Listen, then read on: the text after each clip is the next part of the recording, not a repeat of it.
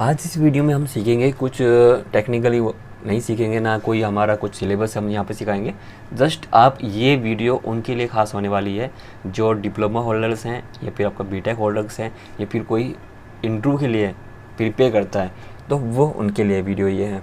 ठीक है, तो वीडियो को बिल्कुल लास्ट तक देखते रहना, बहुत इंपॉर्टेंट है। अगर आपको क्योंकि नेक्स्ट मंथ मतलब मई या जून में क्या रहता है कि एग्ज़ाम आता है, तो एग्ज़ाम के लिए खुद को प्रिपेयर कैसे करें ताकि जो आपके मार्क्स है अच्छे आ जाए। एग्ज़ाम को प्रिपेयर करने के लिए आपके अंदर से आपको जो फियर है, जो आपका डर है, वो आपको निकालना होता है, हेजिटेशन है वो निकालना होता है। ठीक है, डिप्लोमा होल्डर के लिए जितने भी इसमें सबको पूरा बेसिक्स में माई ओपिनियन में अपना ओपिनियन रखूँगा। तो अगर इस वीडियो का लास्ट में आपको पूरे वीडियो को देखना है तो लास्ट में आपको कमेंट्स नीचे करना है कि अगर इस वीडियो से रिलेटेड कोई आपको अच्छा लगा है तो प्लीज़ वो भी कमेंट्स कर देना। अगर आपका कोई ओपिनियन है, आपका कोई टॉपिक है या फिर आप किस तरह से आप स्टडी करते हो, आपका स्टडी प्रिपेयर करने का क्या बेस्ट प्लान रहता है जिससे कि आप अच्छे मार्क्स लेकर आते हो, तो आप वो अपना प्रिपरेशन, आपका स्टडी मेथड वो आप लास्ट में कमेंट में नीचे लिख सकते हो। तो मैं आपका अपना प्रिपरेशन रख देता हूँ यहाँ पे, आपको कैसे प्रिपेयर करना चाहिए। काफ़ी लोग क्या करते हैं कि एग्ज़ाम आता है, एग्ज़ाम से पहले ही मतलब आपके दो तरह के स्टूडेंट होते हैं, डिप्लोमा एंड बीटेक।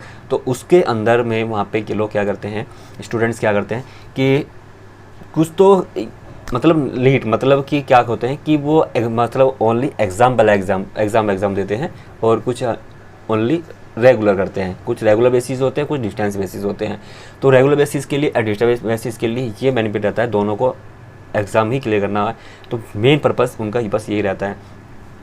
तो सबसे पहले आपको क्या करना चाहिए, एग्ज़ाम के लिए प्रिपेयर करने के लिए आपको सबसे पहले बेस्ट प्लान ये रहता है कि डिप्लोमा एंड बीटेक के लिए सबसे पहले आपको सिलेबस, ठीक है, तो सबसे पहले आपको सिलेबस देखना चाहिए। ठीक है, तो वहाँ पे आपको सिलेबस देखना है कि कितना सिलेबस आपको मिल रहा है उसमें। जैसे कि आपको बीटेक पूरी बुक, जैसे कि आपको कंक्रीट टेक्नोलॉजी है, ये जरूरी नहीं कि कंक्रीट टेक्नोलॉजी पूरी बुक में से ही आपको प्रिपेयर करना है। कंक्रीट टेक्नोलॉजी के अंदर आपको सिलेबस दिया जाएगा कि इस सिलेबस के अंदर आपको ये है, उसमें चैप्टर्स दिए जाएंगे, मतलब आपको कितने चैप्टर्स आपको रीड करने हैं, मतलब आपको 7 है 8 है, उन 7 या फिर 8 चैप्टर्स के आपको सब्जेक्ट्स दिए जाएंगे। तो उन सब्जेक्ट्स के अंदर आपको सिलेबस के अंदर आपको वो भी दिया जाएगा कि कौन कौन सी हेडलाइंस में आपको प्रिपेयर करना है। ठीक है, तो वो आप क्या रहता है कि जो सिलेबस है, सिलेबस के अंदर भी हेडलाइंस दी जाती है कि इतना सिलेबस आपको रीड करना है। तो सभी सिलेबस मतलब आपका सब्जेक्ट्स है, सेमेस्टर है, आपके जो सेमेस्टर रहेगा, first semester, second, third, fourth, fifth, six, seven, जो भी आपका सेमेस्टर रहता है उनके अंदर आपकी बुक्स मिनिमम आपकी 6 सब्जेक्ट्स रहेंगे। 6 सब्जेक्ट्स के अंदर भी आपके सिलेबस रहेगा। 6 सब्जेक्ट जैसे कि सीटी, कंक्रीट टेक्नोलॉजी, आपका सर्वे रहता है, तो उनके अंदर आपका ये सिलेबस भी दिया जाता है। जिस सिलेबस में आपको कितना आपको रीड करना है, पूरी बुक्स आपको, काफ़ी लोग इनको पता ही नहीं रहता है कि हमारा सिलेबस क्या है। काफ़ी लोग एग्ज़ाम में जाते हैं, उनको ये नहीं पता रहती हमारा आज के दिन एग्ज़ाम कौन सा है। काफ़ी लोग क्या करते हैं कि ठीक है, तो सिलेबस है पूरी बुक को रट मार देते हैं, उनको सिलेबस ही नहीं पता रहता कि हमारे जो एग्ज़ाम के अंदर सिलेबस कितना गिवन है, उन सिलेबस में से कौन सा रीड करना है। जो सिलेबस आपको दिया हुआ है वो सिलेबस को रीड कीजिए, उन सिलेबस का आपके नोट्स बनाइए। काफ़ी लोग क्या करते हैं कि पूरा महीना तो ऐसे ही वेस्ट कर देंगे। आज के टाइम में क्या कर रहे हैं कि घर में लॉकडाउन चल रहा है, पबजी खेल रहे हैं, कोई गेम खेल रहा है, कोई गेम चल रहा है। एग्ज़ाम के टाइम में उनको फिक्र ही नहीं है। आपको एग्ज़ाम को अगर आप देखिए, आपको एग्ज़ाम है और कल के दिन आपका फ्यूचर है। अगर आपका एग्ज़ाम प्रॉपर्ली से अच्छे से क्लियर हो जाता है तो आपकी जॉब प्रॉपर्ली से अच्छी रहेगी। आज आपने पबजी या कुछ गेम में लगा दिया तो कल के दिन आपका क्या रहेगा, आपको कोई जॉब, कोई रिक्वायरमेंट वो आपकी फेल हो जाएगी, क्योंकि लाइफ आपकी जहाँ से जानी है वो आपकी स्कूल से जाना है। ठीक है, तो इसी बेस पे आपको क्या करना चाहिए, आपको प्रॉपर्ली से एग्ज़ाम के लिए प्रिपेयर करना चाहिए। क्या करोगे आप, सपोज कीजिए आपके 2 फ्रेंड, आप खुद 2 फ्रेंड हो, एक तो गेम खेल रहा है पबजी या फिर कोई गेम खेल रहा है, अपने वेस्ट टाइम कर रहा है, अपने फेसबुक, इंस्टाग्राम, चैटिंग दुनियादारी में टाइम वेस्ट कर रहा है। दूसरा क्या कर रहा है, एग्ज़ाम के लिए प्रिपेयर कर रहा है, प्रॉपर्ली से अच्छे से प्रिपेयर कर रहा है। टाइम आता है रिज़ल्ट का, तो रिज़ल्ट आने के बाद ये तो अच्छे मार्क्स ले जाता है, ये फेल। उसके बाद उसको अफसोस होता है कि हाँ इसका अच्छा मार्क्स आ जाएगा, इसका फेल हो जाता है। फिर ये दोबारा प्रिपेयर करता है, उसका 1 साल दोबारा वेस्ट हो जाता है, इसका 1 साल दोबारा waste, 1 year waste, money waste. अगर ये वेस्ट करता रहेगा तो अगर डिप्लोमा या फिर बीटेक का वो करंट में ही पास करना होता है, उसकी वैल्यू भी करंट में रहती है, प्लस उसके बाद हमारा 60% मार्क्स ये भी वैल्यू करता है। अगर आप किसी इंटरव्यू के लिए किसी अच्छी जॉब के लिए जाएंगे या फिर गवर्नमेंट जॉब के लिए जाएंगे तो वो रिकमेंडेड करेगा आपको मिनिमम 60% मार्क्स, डिप्लोमा में हो या फिर आप बीटेक में हो, तो वो अच्छी जॉब के लिए आपको मिनिमम 60% मार्क्स रिकमेंडेड करेगा। तो इन दोनों में से आपको क्या बनना है वो आपको देखना है। अब बात कर लेते हैं एग्ज़ाम के बारे में, तो सिलेबस के बारे में। तो सिलेबस के लिए आपको क्या करना है, जैसे आपका सिलेबस है कोई सा भी आपका सब्जेक्ट उठा लीजिए, सीटी, कंक्रीट टेक्नोलॉजी या फिर सर्वे या फिर एसए या फिर सोम, तो कोई सा भी सब्जेक्ट आपको उठा लेना है और इनके लिए अच्छे से प्रॉपर्ली से रीडिंग करना है। तो इनमें सिलेबस देख लेना है कितना सिलेबस है, प्रॉपर्ली से फटाफट से आपको सिलेबस आपको देख लेना है। जो कोई आपको इंपॉर्टेंट नोट्स लगता है कि हाँ ये इंपॉर्टेंट मेरे करंट में एंड फ्यूचर में काम आएगा, उसको आप नोट्स करना बना सकते हो।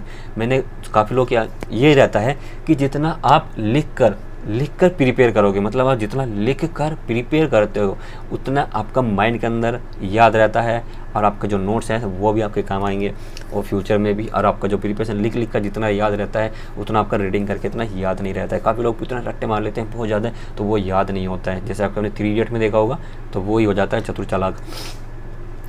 तो आपको ठीक है, तो यहाँ पे हम बात कर रहे हैं 14 डेज़ एंड 3 मंथ के बारे में। 3 मंथ में वो लोग कौन से हैं और 14 डेज़ में लोग कौन से हैं जो 70% मार्क्स पा लेते हैं और 50 डेज़ में। तो मैं यहाँ पे 14 डेज़ की बात करता हूँ, 14 डेज़ एंड यहाँ पे आपको 3 मंथ की बात करता हूँ। 3 मंथ एंड 40 डेज़, यहाँ पे उसने मार्क्स किए हैं 70% मार्क्स और यहाँ पे उसने मार्क्स किए 50% मार्क्स, ठीक है। और 40 डेज़ के अंदर ये मार्क्स है उसने प्रॉपर से पूरा सिलेबस देख लिया, पूरा सिलेबस, पूरा बुक्स, मतलब एक सेमेस्टर के अंदर जितनी बुक्स हैं 6 बुक्स है, 6 बुक्स का उसने सिलेबस देख लिया, पूरा सिलेबस अच्छे से रीड कर लिया। उसने सब्जेक्ट उठाया सीटी, कंक्रीट टेक्नोलॉजी का सिलेबस उठाने के बाद उसने पूरा सिलेबस को रीडिंग किया। अपने जो बुक्स होती है कच्ची पेंसिल से लीजिए, बुक्स के अंदर अच्छे से मार्क कर लीजिए।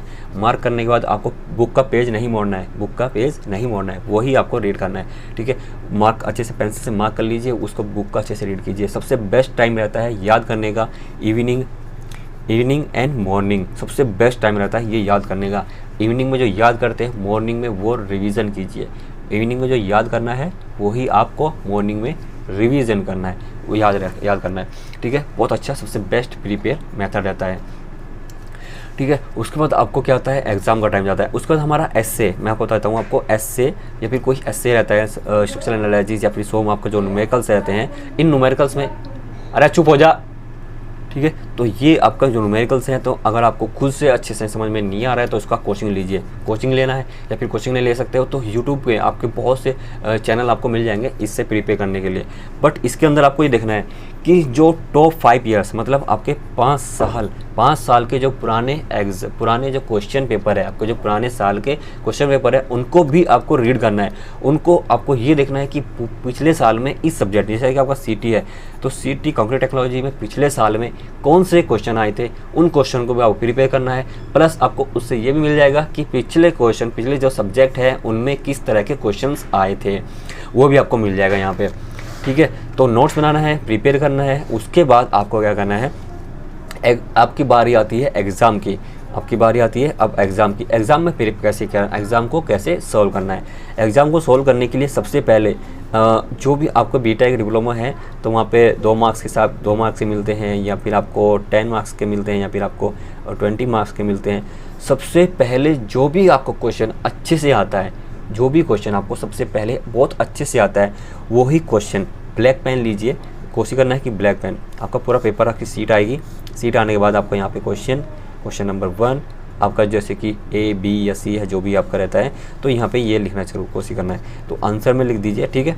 आंसर में आपको हेडिंग बना के, अगर कोशिश करनी चाहिए कि हेडिंग्स बनाएं, पूरी हेडिंग्स, ब्लैक पेन यहाँ पे थोड़ा मार्क कर दीजिए। यहाँ पे हेडिंग, आपकी जो भी हेडिंग रहती है कंक्रीट टेक्नोलॉजी के अंदर, जैसे कि टाइप्स ऑफ सीमेंट, तो यहाँ पे आपको टाइप्स ऑफ सीमेंट आपको लिखना है, जैसे कि आपका जो भी रहता है, तो प्रॉपर्ली से हेडिंग बनाना है ब्लैक पेन से। उससे क्या रहता है कि जो आपका जो क्वेश्चन पेपर है जो भी चेक करेगा, तो वो क्या होता है, घर से उसको क्या कहता है, पर सीट, मतलब पर सीट का उसको पैसा मिलता है, चेक करने पर सीट का पैसा मिलता है। अगर आप शुरू में ही गलत सलत लिखेंगे, उल्टा सीधा लिखेंगे, तो शुरू में ही पढ़ने पे उसका माइंड ब्लॉक हो जाएगा, तो पूरी सीट आपको, अगर आपने कोई लास्ट में अच्छा भी किया होगा तो पूरी सीट को ब्लॉक कर देगा। ठीक है, तो कोशिश करनी चाहिए कि जो इंटरव्यू होता है, जो आपका क्वेश्चन पेपर चेक करता है, तो कोशिश करनी चाहिए कि आपको प्रॉपर्ली से उसको लिखना है। फर्स्ट क्वेश्चन, जो भी जितने भी क्वेश्चन आपको प्रॉपर्ली से आते हैं उनको सीरियल वाइज सबसे पहले, जैसे ये आपको 10 क्वेश्चन है, 10 क्वेश्चन में से आपको 8वां क्वेश्चन सबसे अच्छा आता है, उसके बाद आपको 6ठा क्वेश्चन भी आता है। मतलब 10 क्वेश्चन में सीरीज 1 2 3 4 5 6 7, इनमें से सबसे पहले देख लीजिए, पहले अच्छे से रीड कर लीजिए क्वेश्चन पेपर को। सबसे पहले आपको पूरे को रीड कर लेना है। उससे रीड करने से ये बेनिफिट रहेगा आपके माइंड के अंदर, आपके तुरंत याद आ जाएगा, हाँ कि ये क्वेश्चन है, मैंने लास्ट लाइट में ही पढ़ा था, उसमें ये है। आपको क्वेश्चन आपको माइंड में, ये सभी जो क्वेश्चन है वो आपके माइंड में रहेंगे। उसके आपने जो क्वेश्चन आप पढ़ा होगा, अपने बुक्स के अंदर पढ़ा होगा, वो भी आपके माइंड के अंदर रहेगा, आप आसानी से लिख सकते हो। ठीक है, तो ये बेनिफिट उसका रहता है। उसके बाद आपको इनमें से जो भी क्वेश्चन आता है, सबसे पहले आपको जैसे कि आपको 3rd क्वेश्चन आता है, 3rd क्वेश्चन के बाद आपको 2 या फिर 1 2 नहीं आता है, जैसे कि 5th आता है, तो इनमें से क्या करना होता है, 5th क्वेश्चन आपको करने होते हैं। ठीक है, तो आपके 8 क्वेश्चन है, 8 क्वेश्चन है, 5th क्वेश्चन आपको करने होते हैं। तो सीरियल वाइज बना लीजिए यहाँ पे 3 4 5 सीरियल वाइज।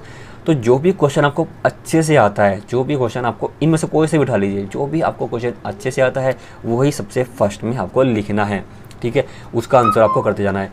और एक चीज़ हमेशा ध्यान रखना है, हेडिंग्स, आपकी हेडलाइंस ब्लैक पेन से हेडिंग्स, प्लस अगर आपके आंसर के अंदर कोई डायग्राम्स हैं तो डायग्राम्स ज़रूर बनाने चाहिए, क्योंकि आपके हेडलाइंस, आपकी देखो मार्क्स किससे मिलते हैं, आपकी राइटिंग स्किल पे, राइटिंग स्किल प्लस आपके डायग्राम पे, प्लस आपकी जो ये हेडलाइंस बनाते हैं उस पर मिलते हैं, प्लस आपके जो क्वेश्चन आप अच्छा लिखते हो उस पर। जैसे कि जो चेक करता है एग्जाम, जब आपके क्वेश्चन पेपर चेक करता है, वो आपकी कम से कम शुरू की 2 या 3 लाइन पढ़ता है और लास्ट की 2-3 लाइन पढ़ता है, या फिर बीच में से 2-3 लाइन पढ़ लेता है। उसी बेस पे आपको जो क्वेश्चंस है, जो हेडिंग है, वो प्रॉपर्ली से रीड करना चाहिए। दूसरा मैं आपको बताता हूँ यहाँ पे, दूसरा मैं बताता हूँ न्यूमेरिकल, जैसे कि आपको एसे, सॉम, तो इसमें ये क्या रहता है कि स्टेप वाइज मेथड रहता है। जो न्यूमेरिकल्स आपको आते हैं, जो न्यूमेरिकल्स आते हैं वो प्रॉपर्ली से इसमें तुक्का नहीं चलता है। जो न्यूमेरिकल्स आते हैं वो सीरियल वाइज चलता है।